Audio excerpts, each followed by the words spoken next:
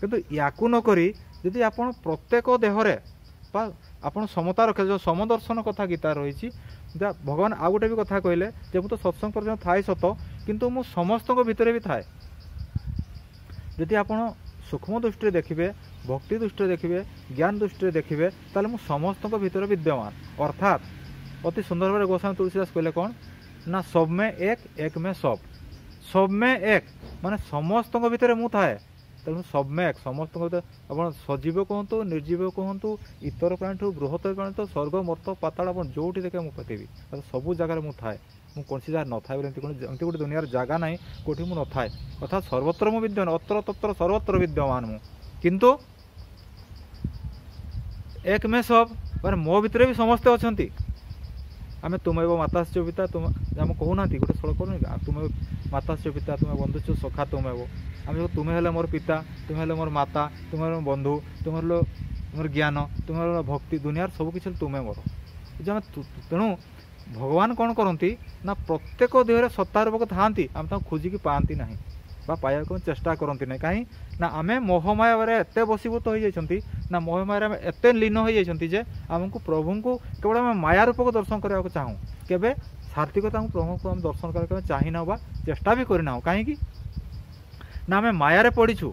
କାରଣ ଆମର ପିତାମାତା ଯଦି ସଂସ୍କାରୀ ନୁହନ୍ତି ବା ଆମର ଯଦି ଯେଉଁ ଆମେ ପରିବେଶ ରହୁଛନ୍ତି ସେ ପରିବେଶ ଯଦି ସଂସ୍କାର ଯୁକ୍ତ ନାହିଁ, ତାହେଲେ କ'ଣ ହେବ ନା ଆମେ ବି ସଂସ୍କାରିତ ହୋଇପାରିବା ନାହିଁ।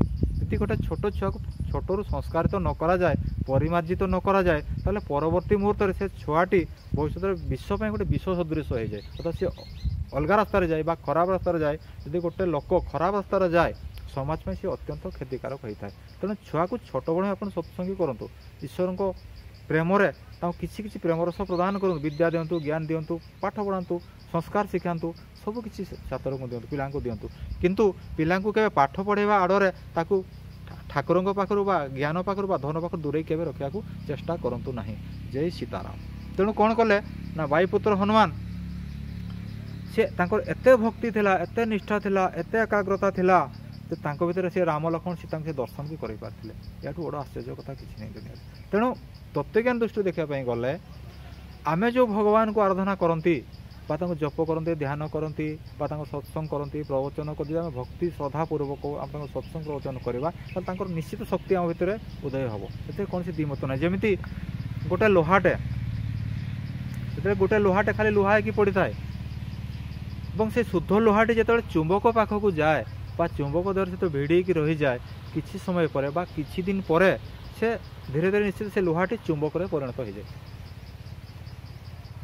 ସେମିତିକା ଆମେ ଯଦି କୌଣସି ସାଧୁ ସନ୍ତଙ୍କ ଶରଣଗତ ହୁଅନ୍ତି ବା ସଜ୍ଜନଙ୍କ ଶରଣଗତ ହୁଅନ୍ତି ବା ସାଧୁଙ୍କର ସାନ୍ନିଧ୍ୟ ଲାଭ କରନ୍ତି, ତାହେଲେ ତାଙ୍କର ସାଧୁ ଗୁଣଟି ଧୀରେ ଧୀରେ ନିଶ୍ଚିତ ଆମ ଭିତରକୁ ଆସିଯାଇଥାଏ। କାରଣ ଆମେ ଯାହା ପାଖକୁ ଯିବା ଆମେ ସେଇ ଗୁଣଟି ପାଇବା। ଅର୍ଥାତ୍ ଚୋର ସହିତ ସାଙ୍ଗ ହେଲେ ଆମେ ନିଶ୍ଚିତ ଦିନେ ଚୋର ହୋଇଯିବା, ଏଥିରେ ସନ୍ଦେହ କିଛି ନାହିଁ। ଏବଂ ସାଧୁ ପାଖକୁ ଗଲେ ନିଶ୍ଚୟ ଜଣେ ସାଧୁ ହୋଇଯିବା, ଏଥିରେ କୌଣସି ଦ୍ୱିମତ ନାହିଁ। ତେଣୁ ଆପଣମାନେ ଚେଷ୍ଟା କରନ୍ତୁ ନିଜର ଭବିଷ୍ୟତ, ନିଜ ପରିବାରର ଭବିଷ୍ୟତ, ନିଜ ପିଲାମାନଙ୍କ ଭବିଷ୍ୟତ ପାଇଁ ଆପଣମାନେ କ'ଣ କରିବାକୁ ଚାହୁଁଛନ୍ତି।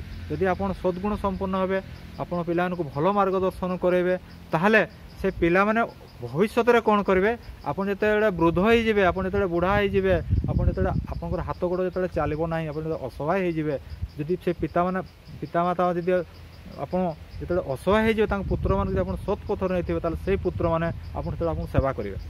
କାରଣ ଯଦି ପୁଅମାନଙ୍କୁ ଆପଣ ସେଇଭଳିଆ ଗଢ଼ିଥିବେ, ତାହେଲେ ସେମାନେ ସଂସ୍କାରିତ ହୋଇଥିବେ, ତାହେଲେ ସେ ପୁଅ ଝିଅମାନେ ବୃଦ୍ଧା କାଳରେ ଆପଣଙ୍କୁ ସେମାନେ ସେବା ଆପଣଙ୍କର କରିବେ। ଆଉ ଯଦି ଆପଣ ଛୁଆମାନଙ୍କୁ ସେମିତି ଗଢ଼ି ନାହାନ୍ତି, ତାହେଲେ କ'ଣ ହେବ ନା ଆପଣ ସେ ଗଇଁଠା ମାରି ଘରୁ ବାଡ଼େଇ ଦେବେ ଆପଣଙ୍କୁ। କାରଣ କହିବେ କ'ଣ, ତୁମେ ଆମକୁ କ'ଣ ଦେଇଛ, ଆମକୁ ସବୁ କ'ଣ ଦେଇଛ, ଆମକୁ ଶିକ୍ଷା ଦେଇଛ ନା ସଂସ୍କାର ଦେଇଛ, ନା ପାଠ ପଢ଼େଇଲ, ନା ଜ୍ଞାନ ପ୍ରଦାନ କଲ, ନା ଆମ ପାଇଁ ଧନ ଦେଲ, ନା ଆମକୁ ଚାକିରି କରିଦେଲ, ଆମକୁ କ'ଣ କଲ, ଆମକୁ ତ କିଛି ବି ଦେଇନ। ତାହେଲେ ତୁମେ ଯଦି ଆମକୁ କିଛି ଦେଇନାହଁ, ତାହେଲେ ଆମର ତୁମେ କାହିଁକି ଆଶା କରୁଛ। ଛୁଆମାନେ ବାପାମାନଙ୍କୁ ସେ କଥା କହିବେ। ତେଣୁ ଯଦି ଆପଣ ଭଲ ସଂସ୍କାର ଦେଇଥିବେ, ଭଲ ଶିକ୍ଷା ଦେଇଥିବେ, ତାହେଲେ କ'ଣ ହେବେ ନା ଆପଣଙ୍କର ପୁଅ ଝିଅମାନେ ଆପଣ ଯେତେବେଳେ ବୃଦ୍ଧାବୃଦ୍ଧି ହେବେ ନା ଆଜ୍ଞା, ନିଶ୍ଚୟ ଆପଣ ସେ ସେବା କରିବେ। ଏଇଟା ତ ନିଶ୍ଚିତ କଥା ଆଜ୍ଞା। ଏଇଟା ଶ୍ରବଣ କୁମାର ପାଖରୁ ଜାଣିପାରିବେ, ଭଗବାନ ରାମଙ୍କ ତାଙ୍କ ପରିବାର କଥା ଜାଣିପାରନ୍ତି। ବହୁତ କିଛି ଉଦାହରଣ ହୋଇଛି ଆଜ୍ଞା, ଯେଉଁମାନେ ସଂସ୍କାରିତ, ଯାହା ପରିବାର ସଂସ୍କାରିତ, ଯେ ପରିମାର୍ଜିତ, ସେ ନିଶ୍ଚିତ ନିଜ ବୃଦ୍ଧ ପିତାମାତାଙ୍କୁ ସେ ସେବା ଆରାଧନା କରିଥାନ୍ତି। ସମାଜ ପାଇଁ ସେ ଅତ୍ୟନ୍ତ ହିତକାରୀ ହୋଇଥାନ୍ତି, ସମାଜ ପାଇଁ ସେ ସଦ୍ଗୁଣ ବା ସତ୍କର୍ମ କରିଥାନ୍ତି। ତେଣୁ ଆମେ ଯେତେବେଳେ ରାମାୟଣଟିଏ ଦେଖନ୍ତି ବା ମହାଭାରତ ଦେଖୁଛନ୍ତି ବା ଯେତେବେଳେ କୌଣସି ପୁରାଣ ଦେଖୁଛନ୍ତି, ଆପଣ ସେଥିରେ କ'ଣ ଚିତ୍ର ସବୁ ଦେଖାଯାଉଛି ସେଗୁଡ଼ାକୁ ଦେଖନ୍ତୁ ନାହିଁ, ସେଠିକାର ଭାବଭଙ୍ଗୀ ଆପଣ ଦେଖନ୍ତୁ ନାହିଁ। ସେମାନେ କ'ଣ ସବୁ ତାଙ୍କର ଚରିତ୍ର ରହିଛି, ଯେଉଁ ଠାକୁର ଦେବାଦେବୀମାନେ ଯେଉଁ ପୁରାଣରେ ପଢ଼ୁଛନ୍ତି ତାଙ୍କ ଚରିତ୍ରକୁ ଆପଣ ଧ୍ୟାନ କରନ୍ତୁ। ପ୍ରତ୍ୟେକ ଦେବତାଙ୍କ ଚରିତ୍ରରେ କିଛି ସଦ୍ଗୁଣ ରହିଛି ଆଜ୍ଞା, ସେ ସଦ୍ଗୁଣକୁ ଆପଣ ଅବଲମ୍ବନ କରନ୍ତୁ ବା ତାଙ୍କର ଅନୁଗାମୀ ହୁଅନ୍ତୁ। ତାହେଲେ ଦେଖିବେ ଆପଣଙ୍କ ଭିତରେ ଗୋଟେ ଭଲ ଚରିତ୍ରତା ଆସିବ, ଭଲ ଗୁଣଟେ ଆସିବ, ଭଲ ଶିକ୍ଷାଟେ ପାଇବେ।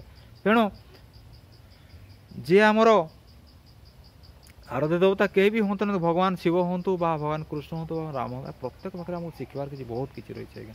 ଆମେ ସାଂସାରିକ ମୋହମାୟା ଆସକ୍ତିରୁ ନିବୃତ୍ତ ରହି ଯଦି ଆମର ପ୍ରଭୁଙ୍କର ଶ୍ରୀଚରଣ ଆମେ ନିଜକୁ ସମର୍ପଣ କରିବା, କାହିଁକି ନା ପ୍ରତ୍ୟେକ ପୁରୁଷର ଆଜ୍ଞା ଚାରିଟି ଜିନିଷ ଆବଶ୍ୟକ ହୋଇଥାଏ। ଯେତେବେଳେ ଗୋଟେ ମନୁଷ୍ୟ ବା ଗୋଟେ ପୁରୁଷ ମର୍ତ୍ତ୍ୟ ଲୋକକୁ ଆସିଥାଏ, ତାର ଚାରିଟି ଜିନିଷର ଆବଶ୍ୟକ ହୋଇଥାଏ। ନା ସେ ଚାରିଟି ଜିନିଷ କ'ଣ ନା ଧର୍ମ, ଅର୍ଥ, କାମ ଏବଂ ମୋକ୍ଷ। ଏଇ ଚାରିଟି ଜିନିଷ ଯାହା ପାଖରେ ନାହିଁ ସେ ମନୁଷ୍ୟ ପାଖାପାଖି ପଶୁ ସହିତ ସମାନ। ନା କ'ଣ ମନୁଷ୍ୟ ଜନ୍ମ ଯଦି ସେ ଯେଉଁ ଧର୍ମ କଲା ନାହିଁ, ସେ ଯଦି ସେବା କଲେ ନାହିଁ, ଯଦି ସତ୍କର୍ମ କଲେ ନାହିଁ, ଯଦି ଭଗବାନଙ୍କୁ ଚିହ୍ନି ପାରିଲେ ନାହିଁ, ଭଗବାନଙ୍କର ଆରାଧନା କଲେ ନାହିଁ, ସେ ଧର୍ମ ରକ୍ଷା କରିପାରିଲେ ନାହିଁ, ତାହେଲେ ସେ ମନୁଷ୍ୟ ପଶୁ ସହିତ ସମାନ। କାରଣ ଯିଏ ଧର୍ମକୁ ରକ୍ଷା କରେ ଧର୍ମ ତାକୁ ରକ୍ଷା କରିଥାଏ, ଏ ହେଉଛି ଶାସ୍ତ୍ର ନୀତି। ତେଣୁ ଆମେ ଯିଏ ଆମକୁ ଯାହାକୁ ଆମେ ଧାରଣ କରନ୍ତୁ ସେ ହେଲା ଆମକୁ ଧର୍ମ, ଯାହାକୁ ଆମେ ଧାରଣ କରା ସେ ହେଲା ଧର୍ମ, সেই ধর্ম ହିଁ ଆମକୁ ରକ୍ଷା କରିଥାଏ, ଆମକୁ ସେ ସୁଗମ ରାସ୍ତା ଦେଖାଇଥାଏ ବା ଭଲ ରାସ୍ତା ଦେଖାଇଥାଏ। ବାକି ହେଲା ଅର୍ଥ, ବଞ୍ଚିବା ପାଇଁ ସମସ୍ତଙ୍କର ଅର୍ଥର ଆବଶ୍ୟକ ରହିଛି। ତେଣୁ ଆମକୁ କିଛି ଗୋଟେ କର୍ମ କରିବାକୁ ପଡ଼ିବ, ଯେ କର୍ମ ମଧ୍ୟରେ ଆମେ କିଛି ପଇସାକୁ ଆୟ କରିବା, ଅର୍ଥ କିଛି ଆୟ କରିବା। ଏହାର ମାନେ ନୁହେଁ ଯେ ଆମେ ଚୋରି କରି ଟଙ୍କାକୁ ଆଣିବା, ଏହାର ମାନେ ନୁହେଁ ଆମେ ଅସତ ଉପାୟରେ ଅର୍ଥକୁ ଆୟ କରିବା, ଏହାର ମାନେ ନୁହେଁ ଯାହା ଲୋକକୁ ଠକିକି ଆମେ ପଇସା ଆଣିବା। ଅର୍ଥର ମାନେ ଏଠି ଏହା ନୁହେଁ। ଆମେ ସତ୍କର୍ମ କରି ଯେଉଁ ଅର୍ଥଟି ପ୍ରାପ୍ତ କରିବା ସେଥିରେ ପରମ ଆନନ୍ଦ ଅଛି, ପରମ ସୁଖ ଅଛି। କିନ୍ତୁ ଅନ୍ୟକୁ ଠକି ଅନ୍ୟର ଧନକୁ ହରଣ କରି, ମିଛ କହି, କପଟ କରି ଯଦି ଅନ୍ୟର ଧନକୁ ଆମେ ହରଣ କରି ଆଣିବା ବା ବହୁତ ଗୁଡ଼ିଏ ଧନକୁ ଆମେ ଠଳେଇବା, ତାହା ଧନ ସେଟା ଆଜ୍ଞା ଅର୍ଥ ନୁହେଁ, ସେ ହେଉଛି ପାପ ବା ଅନର୍ଥର ବାଟ।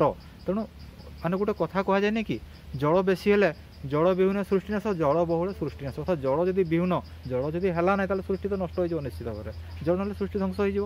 ଆଉ ଜଳ ବହୁଳେ ସୃଷ୍ଟି ନାଶ, ଜଳ ଯଦି ବହୁତ ଜୋର ହେଲା, ବନ୍ୟା ହେଲା, ବାତ୍ୟା ହେଲା, ଭୂମିକମ୍ପ ହେଲା, ଝଡ଼ି ବାତ୍ୟା ହେଲା, ତାହେଲେ ଜଗତ ସୃଷ୍ଟି ହେଲା। ତେଣୁ ଜଳ ବିହୁନେ ଆଉ ଜଳ ବହୁଳେ ଉଭୟ ହେଉଛି ଆମ ପାଇଁ କ୍ଷତିକାରକ। ତେଣୁ ଯଦି ଆପଣ ଯେଉଁ ଏଇ ଅର୍ଥରେ ଆପଣମାନେ ଯେଉଁ ପଇସାଟି ଆୟ କରିବା, ଯେଉଁ ଅର୍ଥଟି ଆପଣ ଆୟ କରିବେ, ଆଉ ସେଇଟା ଯଦି ଅସତ ଉପାୟରେ ଆସିଥାଏ ନିଶ୍ଚିତ ଆପଣଙ୍କ ପାଇଁ କ୍ଷତିକାର ହୋଇଥାଏ। କାରଣ ଅର୍ଥ ହିଁ ଅନର୍ଥର ମୂଳ କାରଣ ହୋଇଥାଏ। ଜୟ ସୀତାରାମ। ଏବଂ ତୃତୀୟଟି ହେଉଛି କ'ଣ ଧର୍ମ, ଅର୍ଥ, କାମ। କାମ ଅର୍ଥାତ୍ କ'ଣ ନା ଆମେ ଯାହାକୁ ବିବାହିତ ହେବା ବା ଯାହାକୁ ଆମେ ସହଧର୍ମିଣୀ କରିବା ତା ସହିତ ଆମେ ଉତ୍ତମ ସମ୍ପର୍କ ରଖିବା, ସ୍ୱାମୀ ସ୍ତ୍ରୀ ଉଭୟ ପରିମାର୍ଜିତ ହେବା, ସଂସ୍କାରିତ ହେବା, ଧର୍ମ ପଥରେ ପରାୟଣ ହେବା। ହେଲେ କ'ଣ ହେବ ନା ଆମ ପାଖରୁ ଯେଉଁ ପିଲାମାନେ ଭବିଷ୍ୟତରେ ଆସିବା ବା ନେକ୍ସଟ ଯେଉଁଟା ଜେନେରେସନଟା ଆସିବ ସେ ନିଶ୍ଚିତ ସଂସ୍କାରୀ ଏବଂ ପରିମାର୍ଜିତ ହୋଇପାରିବ। ଏବଂ ଶେଷ କଥାଟି ହେଉଛି କ'ଣ ଆଜ୍ଞା ମୋକ୍ଷ ବା ମୁକ୍ତି ବା ଚରମ ଆନନ୍ଦ। ମୋକ୍ଷ ବା ମୁକ୍ତି ସେଟା ଆପଣଙ୍କର କର୍ମ ଉପରେ ନିର୍ଭର କରେ। ଆପଣ ଯଦି ସତ୍କର୍ମ କରୁଥିବେ, ପରୋପକାରୀ ହେଇଥିବେ, ଭଲ କାମ କରିଥିବେ, ଲୋକର ସେବା କରିଥିବେ, ତାହେଲେ ମୁକ୍ତି ଆପଣଙ୍କର ପାଦ ତଳେ ଆସିକି ରହିବ। ନହେଲେ ଆପଣ ମୁକ୍ତିକୁ ଯେତେ ଖୋଜିଲେ ବି ଆପଣ ମୁକ୍ତିକୁ ପାଇପାରିବେନି। କାରଣ ମୁକ୍ତି କୌଣସି ଜାଗାରେ ବିକ୍ରି ହୁଏ ନାହିଁ ବା ମୋକ୍ଷ କୌଣସି ଜାଗାରେ ବିକ୍ରି ହୁଏ ନାହିଁ ବା କୌଣସି ଦୋକାନରେ ସେଟା ମିଳେ ନାହିଁ, ସେଟା ନିଜର କର୍ମରୁ ପ୍ରାପ୍ତି ହେଇଥାଏ। ତେଣୁ ପ୍ରଥମେ କ'ଣ ଆମେ ପ୍ରତ୍ୟେକ ପୁରୁଷ ପାଖରେ ଏଇ ଚାରିଟି ଜିନିଷ ରହିବା ଦରକାର ନା କ'ଣ ଧର୍ମ, ଅର୍ଥ, କାମ ଏବଂ ମୋକ୍ଷ। ଯାହା ପାଖରେ ଏଇ ଗୁଣ ଗୁଡ଼ାକ ରହିଛି ସେ ହେଲେ ଦେବଗୁଣ ସମ୍ପୂର୍ଣ୍ଣ ପୁରୁଷ, ଅର୍ଥାତ୍ ତାଙ୍କୁ ଦେବତା ବି କୁହାଯାଇପାରେ, ତାଙ୍କର ସଦ୍ଗୁଣ ଯେହେତୁ ରହୁଛି। ତେଣୁ ସେମାନେ ସାଧୁ ସନ୍ଥ ଅଟନ୍ତି। ଆଉ ଯେଉଁ ଜାଗାରେ ସାଧୁ ସନ୍ଥ ଅଟନ୍ତି ସେ ଜାଗା ବା ସେ ପରିବେଶ ଅତ୍ୟନ୍ତ ସୁନ୍ଦର ବା ଆନନ୍ଦମୟ। କାରଣ ଏଇଠି ଗୋଟେ ବହୁତ ସୁନ୍ଦର କଥାଟେ ଭାଗବତରେ କହିଛି ଯେ ସାଧୁ ଯେ ଅଟଇ ମଳୟ ଚନ୍ଦନ, ମଳୟ ପବନ କାଷ୍ଠକୁ କରେ ସେ ଚନ୍ଦନ। ଅର୍ଥାତ୍ ସାଧୁ ଯେ ଅଟଇ ମଳୟ ପବନ କାଷ୍ଠକୁ କରେ ସେ ଚନ୍ଦନ। ଅର୍ଥାତ୍ ସାଧୁ ସନ୍ଥ ମାନେ ହେଲେ ମଳୟ ପବନ ସଦୃଶ୍ୟ। ମଳୟ ମାନେ କ'ଣ କୁହାଯାଇପାରେ କୁହନ୍ତୁ ନା? ଯେତେବେଳେ ବସନ୍ତ ଋତୁ ହେଇଥିବ ଧୀରେ ଧୀରେ ପବନ ବହୁତ, କେତେ ଆନନ୍ଦ, କେତେ ସୁଖକର, କେତେ ଅମୃତମୟ ସେ ଆନନ୍ଦ। ନା ସେଠି ଥଣ୍ଡା ଅଛି ନା ସେଠି ଗରମ ଅଛି, ପୁରା ଅମୃତ ତୁଲ୍ୟ ପବନ ବୁହେ। କେବେ ବୁହେ? ବସନ୍ତ ଋତୁରେ ବୁହେ। ତେଣୁ ସାଧୁ ଯେ ଅଟଇ ମଳୟ ପବନ କାଷ୍ଠକୁ କରେ ସେ ଚନ୍ଦନ। ଅର୍ଥାତ୍ ସାଧୁ ସନ୍ଥ ମାନେ ବା ସେ ମଳୟ ପବନ ଯାହାକୁ ସ୍ପର୍ଶ କରିବ ସେ କାଠଟା ଚନ୍ଦନରେ ପରିଣତ ହୋଇଯାଏ। ଅର୍ଥାତ୍ ଏଇଠି କହିବାର ଉଦ୍ଦେଶ୍ୟ ହେଉଛି ଏହା ଯେ ଜଣେ ସାଧୁ ସନ୍ଥ ଯଦି ଚାହିଁବେ ନିଜ ଇଚ୍ଛା ମାତ୍ରକେ ଜଣେ ଲୋକଙ୍କୁ ସଦ୍ଗୁଣ ସମ୍ପନ୍ନ କରିବା, ଅର୍ଥାତ୍ ଚନ୍ଦନ ସଦୃଶ୍ୟ ସୁବାସ ତାକୁ କରିପାରିବା, ଚନ୍ଦନ ଭଳି ତାକୁ ପରିମାର୍ଜିତ କରିପାରିବା।